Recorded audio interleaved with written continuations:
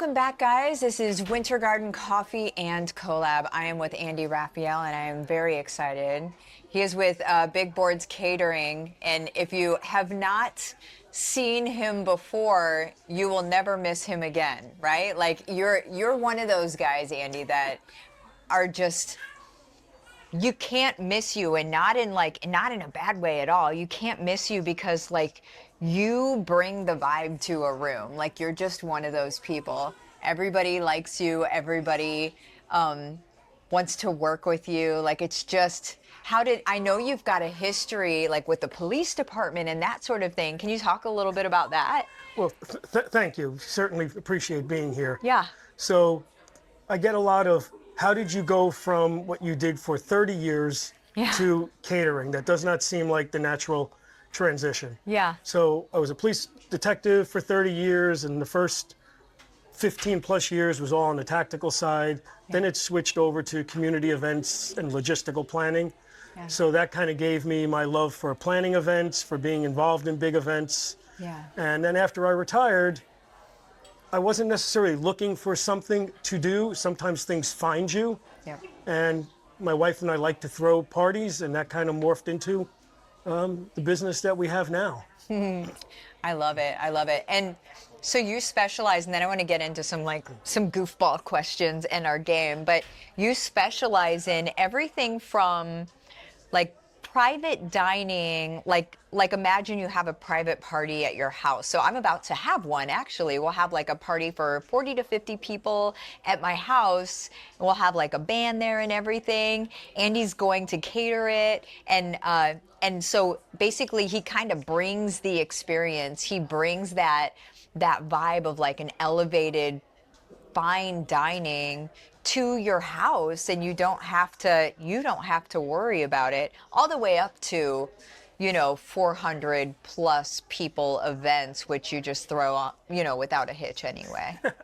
You just make stuff look easy. Well, thank you. There's definitely a lot of people behind the scenes, as you know, that make what we do look easy. Yeah. Right. Fair. Right. Lots of people. Yeah. But yeah, whether you're looking for like a high-end private dinner or a big backyard seafood boil, nobody wants to have to put in all that work. So usually they would just go out to a restaurant. Yeah. But when they find that they could have this in their home, right, with no time constraints and all the comforts of home and that private feeling, it really elevates the experience. Yeah. Oh, it's so nice. It's so nice. Okay. So the game. The game. The game is this. I actually didn't read the instructions of the game, so we're just going to do what we want to do. Does that sound perfect? Par for the course, right? Perfect. So I think it makes sense that blue goes to blue, but I don't know. But what we'll do is we'll go back and forth, grabbing a card, and I guess blue. We'll just put them wherever. Put them wherever you want. You grab a card and you kind of just do one of these numbers. This has a magnet under it, so it's not really it's not unstable. It's got a magnet. But you put a card on, and then it's your turn, and then you put a card on. But know that you can do this too. You can put a card even in these little things. Because blue goes to blue. Well, yeah, or just any card, right? But yeah. So there you go. And then I'm gonna just start asking questions. So you're next with your card. Put it where you want. It doesn't need to be on the blue. Gotcha. Okay. So imagine that you've got to cater a high-stakes wedding, been there, right? Yes. At Plant Street Hall, no budget limit, but one surprise weather curveball pops up.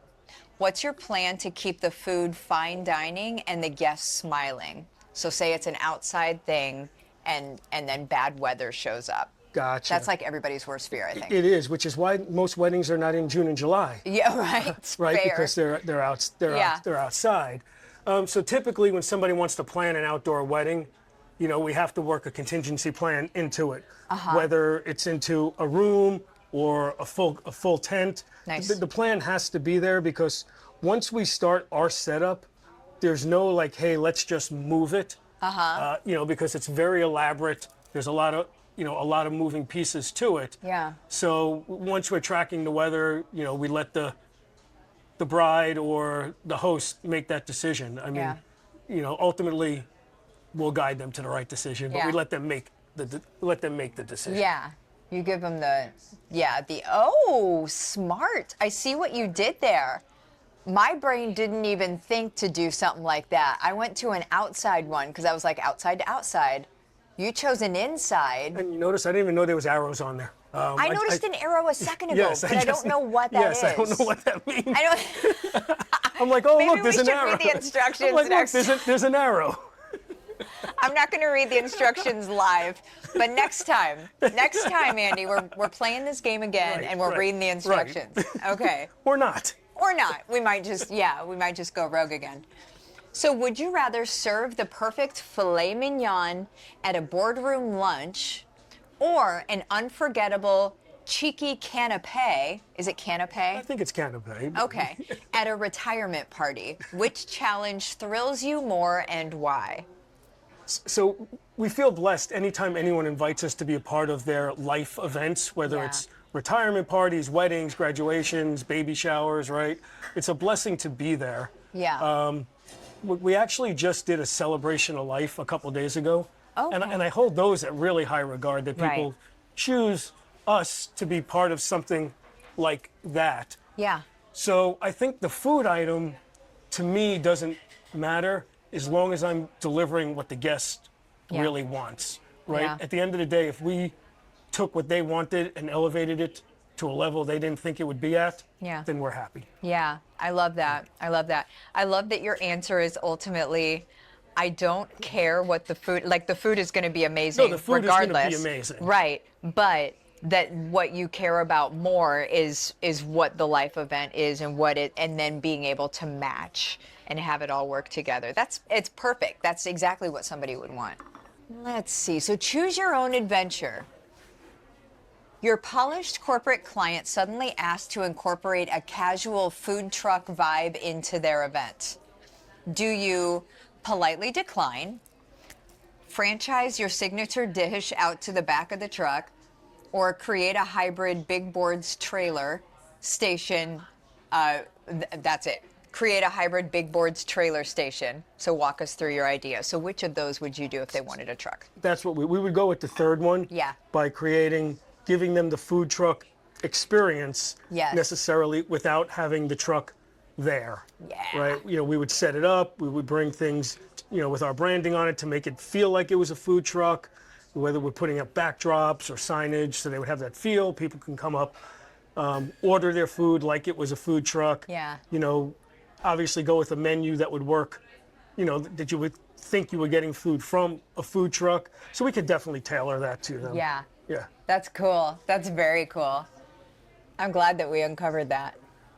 So, okay, I'm going to ask you something that's vulnerable, if that's okay. That's okay, as long as All I don't right. drop this and do that. Yeah. So tell us about an event where everything seemed to go wrong, but you learned a lesson that made you a better caterer and human. What was that moment of grace? So everything that was seeming to go wrong, we've all had those days, we've all had those moments, but you've heard the rest of it, right? And you want it for one of our events or just from It events? doesn't need to be one of your events, just maybe something that you witnessed or that you got to learn from. A lot of times I learn from other people's stuff. We do. So my wife and I just got back in town from an out-of-town wedding where we were guests. Yeah. And we were not catering the event. And that's important. We were not catering. Yes. It doesn't matter what company was catering the event. Yeah. It was not us. Yeah. But from the very beginning, just watching what was unfolding, I thought to myself, they have to be able to fix this, right? Yeah. We have systems in place to make sure the series of things that went wrong at this Yeah. event should not happen. Yeah. Right? We have systems for it because we've learned from other people. Yeah. You know, we've learned things happen. You have to make sure you're bringing the right food. Yeah. You have to make So sure they had the wrong food. they had the wrong food. Yeah. They ran out of food. They ran out of Okay, food. Big Boards in our name, big, right? Yeah. Like Like, we don't it's ever, big. knock on wood, we don't ever run out of food. Like we have plenty of food. Wow. You know, you'll find out. Like Yeah. that's, like when people I'm are super hiring like excited. a big in the name, like you want big. So Yeah. anytime we go places, you just try to pay attention to what other people are doing. Maybe it makes it better for you, for us, or maybe you're like, yeah, don't do that. So Yeah. everything could be a learning experience. Yeah. Yeah. No, I think that's great. That's great. That would be a nightmare if you ran out of food. And that was a wedding, right? was a wedding. Yeah. Oh my goodness. And gracious. the people there knew that we were catering, and they were just like looking to us. You're like, I didn't Even cook today. Right, we weren't even in the right state. I'm not even, my team isn't here. Exactly. I can't do anything. I could run to McDonald's for you. Like, that's the best I could do for you right now. Okay, so if Big Boards Catering had a spirit mascot, I feel like you're going to like this question. If it had a spirit mascot, what would it be? And what would its signature menu item taste like? So a signature, I know you have dogs. I feel like. We do have dogs. I feel like that's one of your mascots. We do but have dogs. I don't want to give you your. So, a signature mascot. Yeah. I think our mascot is like, oh, wow, Yeah. maybe a zebra. A zebra. Right, because it can be seen differently by different people. Wow, I see what you did there. You know, like I've never actually thought about that. I'm loving But every like, moment of going this. with like an animal for a mascot, like maybe a zebra. Wow. Yeah. Because nobody knows if it's white with black stripes or black with white stripes. Yeah. You know, and we again, we want to, kind of conform to what you want and still do it our way. Yeah. So, okay. Wow. I love that. And then what would the signature menu item? Which would be nothing that the zebra would eat. Yeah. However, and we're not eating zebra. Right. So and we're not eating zebra. But two of our most popular items across the board are shrimp and cheese grits and Greek lamb chops.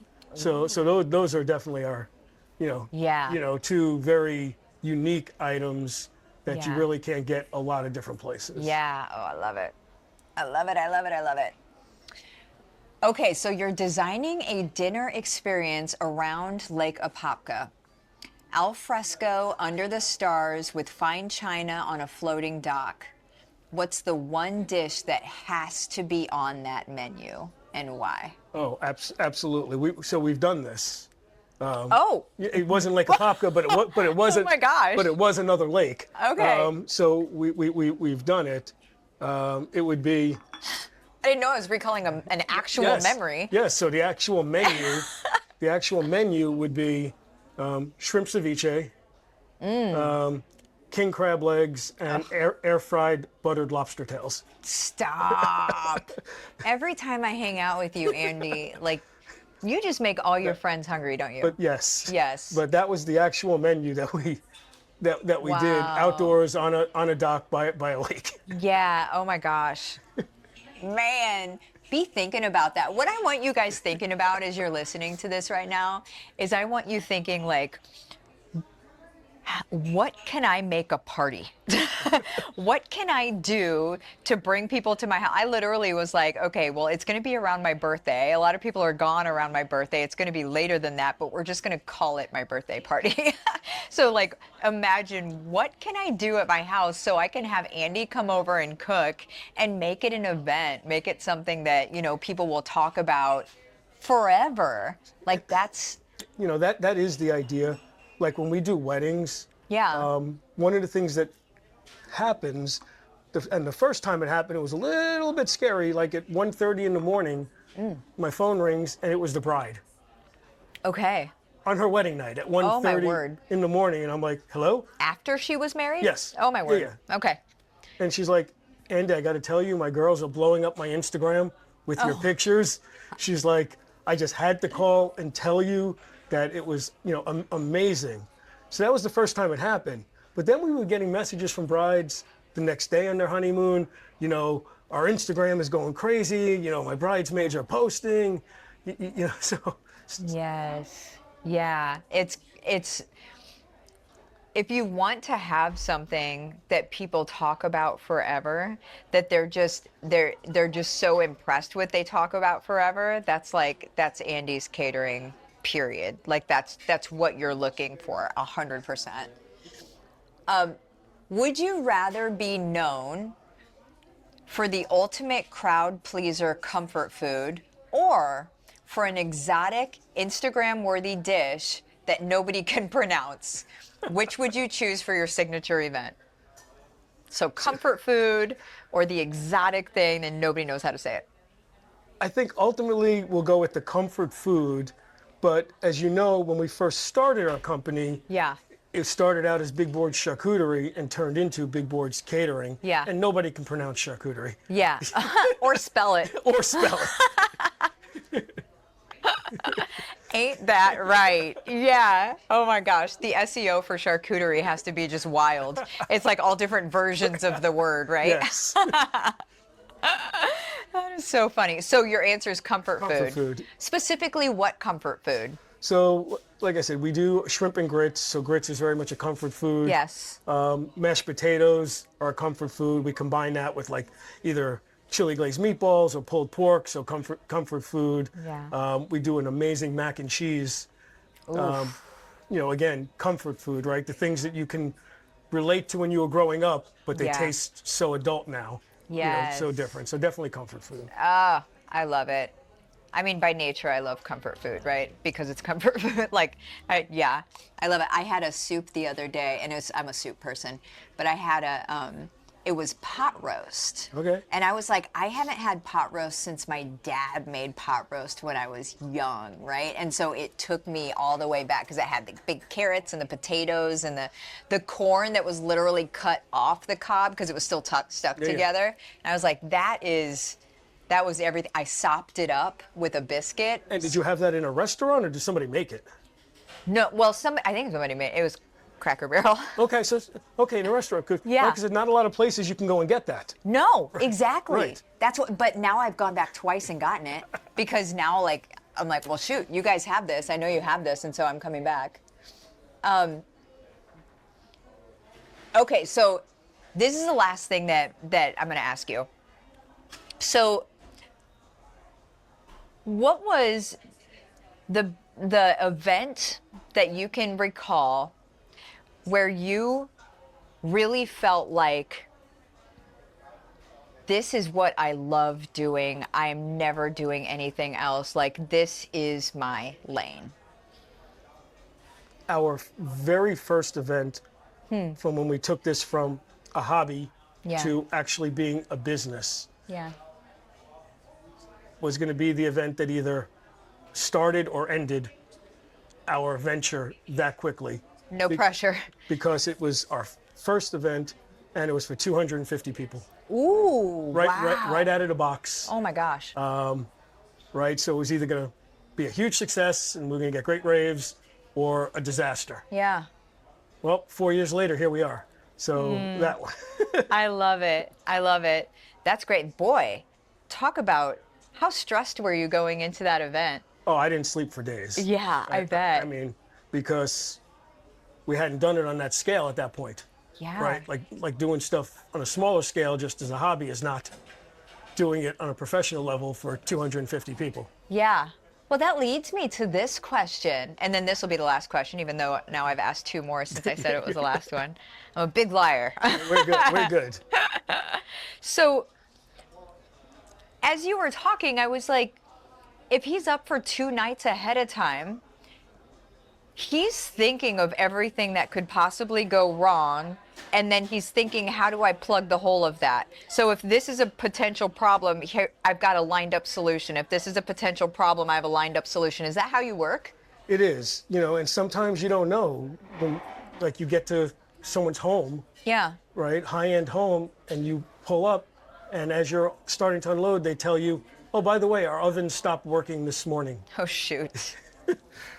Like, not a problem. By the way, Not a I don't know problem. how you're going to cook here. Not a problem. Yeah. Okay, we're going to bring in grills, we're going to go back to our kitchen, but we're going to fix, Yeah. right? We're going to problem solve it, and you're not even going to know.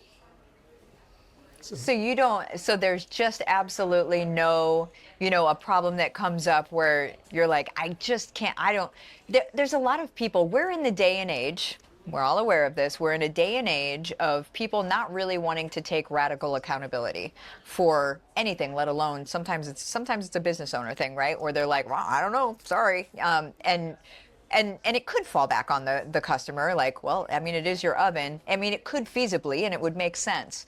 But instead, you're showing up and you're like, no, we're going to fix it. We're going to make it work. This is your event. I'm in control.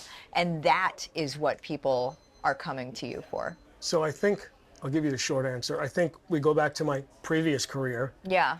where making decisions on the spot under high stress Yes.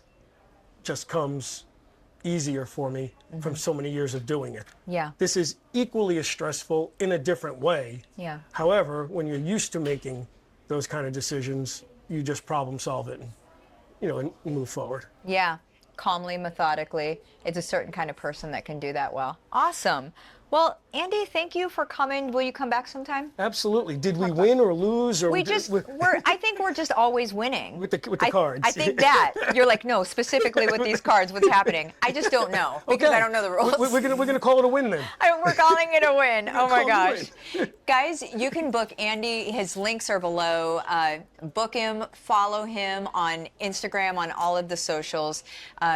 Think of a party that you can throw, and don't think like, okay, well, this is probably going to be way beyond something that I can actually feasibly do. My suggestion to you is to reach out to Andy and have him let you know what different things would cost and that sort of thing. Just allow your imagination to kind of just go wild and have fun with it because, I don't know, that's what life's about, in my opinion. Perfect. Thank you. Cool. Yeah. Awesome. Well, we'll see you guys next time. Bye-bye.